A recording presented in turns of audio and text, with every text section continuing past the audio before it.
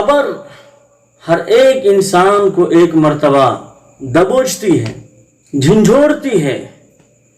اللہ تعالیٰ مجھے اور آپ تمام حضرات کو قبر کی سختی سے محفوظ فرمائے۔ جناب محمد رسول اللہ صلی اللہ علیہ وسلم نے حضرت سعد بن معاذ رضی اللہ تعالیٰ عنہ کے متعلق فرمایا تھا، ان کی موت پر اللہ تعالیٰ کا عرش بھی کانپ اٹھا تھا۔ اللہ تعالیٰ نے ان کی نماز جنازہ پڑھنے کے لیے آسمان سے 70,000 فرشتے نازل فرمائے تھے، لیکن ان سب کے باوجود قبر نے ایک مرتبہ ان کو بھی دبوچنا چاہا، لیکن وہ نیک تھے تو نیک کو قبر اپنے گلے لگا لیتی ہے اور بد کو دبوچتی ہے، نوچتی ہے۔ آپ صلی اللہ علیہ وسلم نے قبر پر کھڑے ہو کر دعا فرمائی، جس کی وجہ سے قبر تا حد نگاہ فراخ ہو گئی، وسیع و عریض ہو گئی۔ اسی طرح مدینہ منورہ میں ایک بچہ فوت ہوا تو قبر نے اس کو اپنے گلے لگایا۔ رسول اللہ صلی اللہ علیہ وسلم نے اس موقع پر ارشاد فرمایا، اگر قبر کے دبانے سے کوئی بچ جاتا لَفَعَلْتْ مِنْهَا هَذَا الصَّبِيُّ، تو یہ بچہ اس سے بچ جاتا۔ تو قبر ہر ایک کو دبوچتی ہے، جو نیک ہوتا ہے اس کو گلے لگا لیتی ہے، اور جو بد ہوتا ہے اس کی ادھر کی ہڈی کو ادھر ملا دیتی ہے۔ اکثر اوقات عذاب قبر سے پناہ مانگتے رہنا چاہیے۔ ام المؤمنین سیدہ عائشہ رضی اللہ تعالی عنہ بیان کرتی ہیں کہ آپ صلی اللہ علیہ وسلم ساری زندگی کوئی نماز ایسی نہیں پڑھی جس میں عذاب قبر سے پناہ نہ مانگی ہو۔ اللہم انی اعوذ بک من ھذا القبر ومن عذاب النار ومن فتنة المحیا والممات وفتنة المسیح الدجال۔ با کردار اور پرہیزگار مسلمان کی پہلی رات آپ دیکھیں قبر میں کہ قبر کس طریقے سے استقبال کرتی ہے، اور قبر کہتی ہے کہ جو بھی میرے پیٹھ پر چلتا تھا اس میں تم سب سے زیادہ نیک تھے۔ جب دیندار اور پرہیزگار آدمی پر موت آتی ہے تو فرشتے ان کے پاس روح قبض کرنے کے لیے آتے ہیں تو سلام سلام سلام کرتے ہوئے آتے ہیں، اور بالکل چمک دمک والے فرشتے، خوشبودار فرشتے نیک لوگوں کے پاس، پرہیزگار لوگوں کے پاس آتے ہیں، اپنے ساتھ جنت سے ریشمی کفن بھی لاتے ہیں، ان سے خوشبو آ رہی ہوتی ہے، اور جب آسانی کے ساتھ سلامتی کا پیغام دیتے ہوئے روح قبض کر لیتے ہیں تو ایماندار شخص کی روح خوشبو ہر طرف پھیل جاتی ہے، ایماندار شخص کی روح کی خوشبو ہر طرف پھیل جاتی ہے۔ آسمان کے فرشتے آگے بڑھ کر استقبال کرتے ہیں اور اس کے لیے دعائے مغفرت کرتے ہیں۔ ایمان والے شخص کی روح علیین میں درج ہو جاتی ہے۔ رسول اللہ صلی اللہ علیہ وسلم کا فرمان ہے کہ جب اللہ والے نیک شخص، پرہیزگار لوگ قبرستان کی طرف لے جا رہے ہوتے ہیں تو وہ پکار پکار کر کہتا ہے، قدمونی قدمونی، کہ جلدی مجھے لے چلو، جلدی مجھے لے چلو۔ چنانچہ نماز جنازہ کے بعد میت کو قبر میں رکھ کر اس پر مٹی ڈال دی جاتی ہے۔ دعا کے بعد دفنانے والے لوگ واپس ہی پلٹتے ہیں کہ مرنے والے کو قبر میں منکر نکیر بیٹھا دیتے ہیں، اور قبر والا قبر کی وحشت کو دیکھ کر حیران ہو جاتا ہے اور جانے والوں کے قدموں کی آہٹ کی آواز سنتا رہتا ہے۔ اللہ علیہ وسلم نے ارشاد فرمایا، ان المیت اذا وضع فی قبرہ انہ یسمع خفق نعالہم حین یولون مدبرین۔ بلا شبہ میت کو جب قبر میں رکھ دیا جاتا ہے تو واپس جانے والوں کے قدموں کی آہٹ کی آواز وہ مردہ سنتا ہے۔ حدیث کے اندر آتا ہے کہ منکر نکیر فرشتے آتے ہیں اور مردے سے سوال کرتے ہیں۔ مردہ آنکھوں کو میلتا ہوا اٹھتا ہے، فرشتے کو کہتا ہے، دعونی اصلی، کہ مجھے چھوڑ دو، پہلے مجھے نماز پڑھ لینے دو۔ پتہ چلا کہ نمازی کو اللہ تعالیٰ قبر میں بھی یہ ہمت اور سعادت جرت طاقت و قوت عطا فرمائیں گے کہ وہ فرشتوں کو کہہ دے گا کہ مجھے پہلے نماز پڑھنے دو، بعد میں تم سوال جواب کر لینا۔ لیکن یاد رہے کہ جنہوں نے اپنے گاہکوں کو، اپنے مہمانوں کو، اپنے دوستوں کو، اپنے احباب کو خوش کرنے کے چکر میں لگا رہا، نماز کو چھوڑتا رہا، تو پھر ایسے آدمی کے لیے تو ذلت اور رسوائی ہوگی۔ پڑھ نماز پنجگانا، نہ کر کوئی بہانہ، اسی میں ہے تیری جنت ورنہ دوزخ ہے تیرا ٹھکانہ۔ تو یہ بات صحیح ہے، اس لیے نمازوں کی پابندی دل سے کرنی چاہیے، وقت کی پابندی کے ساتھ نماز پڑھنی چاہیے۔ بہرحال منکر نکیر آ کر کے سوال کرتے ہیں مر ربک، کہ بتا تیرا رب کون ہے، تیرا پالنہار کون ہے، تیرا خالق اور مالک کون ہے، تیرا مشکل کشا کون ہے، تیرا حاجت روا کون ہے، تجھ کو پالنے والا کون تھا، بتا تیرا داتا کون تھا، تو دھرتی پر کس کی پوجا کرتا تھا، دھرتی پر کس کی عبادت کرتا تھا، کس سے مانگتا تھا، ماتا کو کس کے سامنے جھکاتا تھا، کس کی تابعداری اور فرما برداری کرتا تھا۔ تو جو نیک ہوتا ہے کہتا ہے ربی اللہ، کہ یہ سب میں اللہ کے لیے کرتا تھا، میرا رب اللہ ہے۔ تو ہو جس میں عبادت کا دھوکہ، مخلوق کی وہ تعظیم نہ کر، ہو جس میں عبادت کا دھوکہ، مخلوق کی وہ تعظیم نہ کر، جو خاص خدا کا حصہ ہے بندوں میں اسے تقسیم نہ کر۔ اس لیے شرک سے بچیں، جو شرک میں ملوث ہوگا وہ جواب نہیں دے پائے گا۔ پھر اس کے بعد محمد صلی اللہ علیہ وسلم کے بارے میں سوال کرتے ہیں کہ بتا کیا تم اس آدمی کے بارے میں کچھ جانتا ہے؟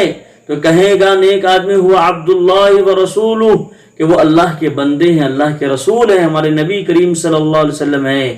پھر اس کے بعد دین دھرم کے بارے میں پوچھا جائے گا، تو جو نیک ہوگا وہ کہے گا کہ میرا دین اسلام ہے۔ جب وہ تینوں سوال کے جوابات دے دے گا تو فرشتے اس کے لیے جنت کی کھڑکیاں کھول دیں گے، پھر وہ آرام سے سو جائے گا۔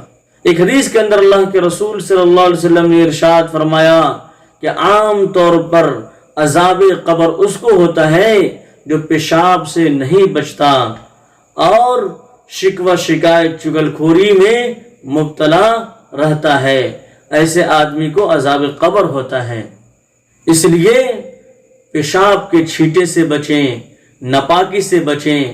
آج کل اس طرح کا جنس چلا ہوا ہے کہ ہمارے نوجوان پیشاب کے چھینٹے سے نہیں بچ پاتے ہیں، تو اللہ کے واسطے ایسے کپڑے کا استعمال کریں جس سے آپ پیشاب کے چھینٹے سے بچ جائیں، اور اپنے آپ کو ہمیشہ پاک صاف رکھیں، صاف ستھرا رکھیں۔ صفائی ستھرائی آدھا ایمان ہے۔ دنیاکم حبیبہ بحسنہا والطیبہ لیکنہا غدارہ خداعۃ غرارہ وما هذه الحیاۃ الدنیا الا متاع الغرور۔ یہ دنیا تو دھوکے کا سودا ہے، یہ دنیا ہم کو فریب میں مبتلا کرنا چاہتی ہے اپنی چمک دمک کے ساتھ۔ انسان جانے میں انجانے میں اپنے رب کی مخالفت کر رہا ہے۔ یا ایھا الانسان ما غرک بربک الکریم، اے منوش اپنے کریٹر، اپنے رچیتا، اپنے مالک اور خالق پالنہار پروردگار کے ستیہ مارگ کو چھوڑ کر کے، دین اور دھرم کو چھوڑ کر کے، اس کے قوانین اور احکامات کو چھوڑ کر کے کہاں بھٹکتے جا رہا ہو؟ کس چیز نے تم کو دھوکے میں ڈال دیا ہے؟ اس لیے دنیا کی رنگینی سے بچ بچا کر کے زندگی گزاریں، اپنے رب کے احکامات پر عمل کریں، رسول اللہ صلی اللہ علیہ وسلم کی سنتوں کو زندگی میں لائیں۔ قبر اندھیری ہوتی ہے، سیاہ تاریک ہے۔ قبر ایک گڑھا ہے جس میں سورج کی کرنیں نہیں پہنچتی ہیں، اور نہ ہی چاند کی روشنی پہنچتی ہے، اور نہ ہی ستاروں کی روشنی پہنچتی ہے، اور نہ قمقمے کا نور، نہ چراغ کی روشنی، نہ لائٹ کی روشنی، نہ لالٹین اور لیمپ کی روشنی، اور اسی طریقے سے جگنوں کی ٹمٹماہٹ۔ غرض جس چیز سے بھی ہم دنیا کے اندر روشنی حاصل کرتے ہیں وہ چیز وہاں نہیں پہنچتی ہے۔ بھائی نے ایک مسلمانوں کو کمنٹ کر کے بولا کہ ہم لوگوں کو تو جلا دیا جاتا ہے، سارا کریا کرم کر کے انتم سنسکار کر کے معاملہ رفع دفع کر کے ختم کر دیا جاتا ہے، یہی جو کچھ ہونا ہو گیا اور وہاں کچھ ہوتا نہیں ہے، لیکن مسلمان کو دفنایا جاتا ہے اور مٹی کے اندر رکھا جاتا ہے۔ اس طریقے سے غلط کمنٹ کر رہا تھا، تو مسلمان نے اس کا بڑا اچھا جواب دیا کہ دیکھو، خزانہ جو سونا چاندی پہلے خزانہ ہوتا تھا، لوگ اس کو چھپا کر کے مٹی میں رکھتے تھے، تو ایمان کی دولت سب سے بڑی دولت ہوتی ہے۔ تو مسلمان کے اندر ایمان کا خزانہ ہوتا ہے، مسلمان کے اندر ایمان کا خزانہ ہوتا ہے، ایمان کی دولت ہوتی ہے، اس لیے اس کو بہترین لباس پوشاک پہنا کر کے، کفن دے کر کے، خوشبو سے معطر کر کے اس کو زمین کے اندر چھپا دیا جاتا ہے۔ اور جو آدمی ایک ایشورواد کو نہیں مانتا ہے، ایک اللہ کو نہیں مانتا ہے، اس کی عبادت اور اس کی پوجا پاٹ نہیں کرتا ہے، کما برہم درتی ناستے نہیں ناستے کنچن، جو ایک ایشورواد کا سندیش دیا گیا، آدیش دیا گیا، اس کو ٹھکرا کر کے بہوواد، بہت سارے دیوی دیوتاؤں کو، اور کیا ہے کہ آگ پانی پتھر ہوا یہ سب کی پوجا پاٹ کر دیتا ہے اس کو چھوڑ کر کے، تو ایسے لوگوں کو جلا دیا جاتا ہے۔ جس طریقے سے کوڑا کرکٹ کو جلا دیا جاتا ہے، اسی طریقے سے اس کو بھی جلا دیا جاتا ہے اور خزانے کو چھپا دیا جاتا ہے، اس لیے ایمان والے کو زمین کے اندر چھپا دیا جاتا ہے۔ ہندو بھائیوں کے یہاں جو صحیح آدیش دیا گیا ہے وہ یہی بتایا گیا ہے کہ آواگمن، کہ آیا اور گیا، یعنی ایک ہی چانس ملتا ہے دھرتی پر صحیح کرم کرنے کا، دوبارہ کوئی چانس اور موقع نہیں ملتا ہے۔ اور دوسرا لفظ کہا گیا پونہ جنم یا پونر جنم، اس کا مطلب ہوتا ہے دوبارہ زندہ ہونا۔ تو ایک مرتبہ ہم یہاں آئے ہیں، مریں گے اور اس کے بعد قبر میں چلے جائیں گے، یا پھر کیا ہے کہ عالم برزخ سے ہمارا سامنا ہوگا، چاہے جلایا جائے، بھسایا جائے یا دفن کیا جائے، اس کا دوبارہ زندہ کب ہوگا انسان؟ مہا پرلے، قیامت کے دن۔ تو اس کے اندر بھی بار بار آنے جانے کا تذکرہ نہیں ہے، یہ غلط عقیدہ ہے۔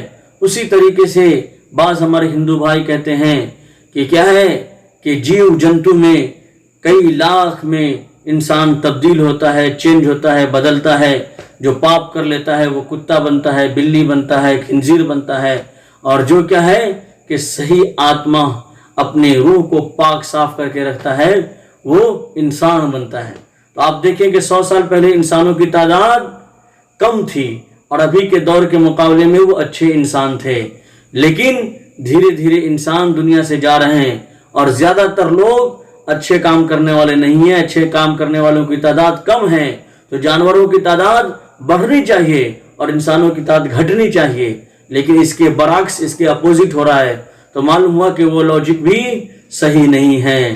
اس لیے جو ستیہ مارگ ہے، سچا دین اور دھرم ہے، جو ایک ایشور کا کیا ہے کہ بتایا ہوا صحیح راستہ ہے، اس کو ہم اپنائیں اور آنکھ بند کر کے 1-2 منٹ کم سے کم کیا ہے کہ ہم اپنے ایشور کو یاد کریں، ہے ہادی، ہے رحمان، ہے مالک، ہے خالق، ہے رچیتا، ہی کریٹر کر کے ہم اپنے ایشور کو آنکھ بند کر کے یاد کریں اور یہ دعا کریں کہ ہم کو ستیہ مارگ پر چلا، سورگیہ منش بنا، نرک سے بچا۔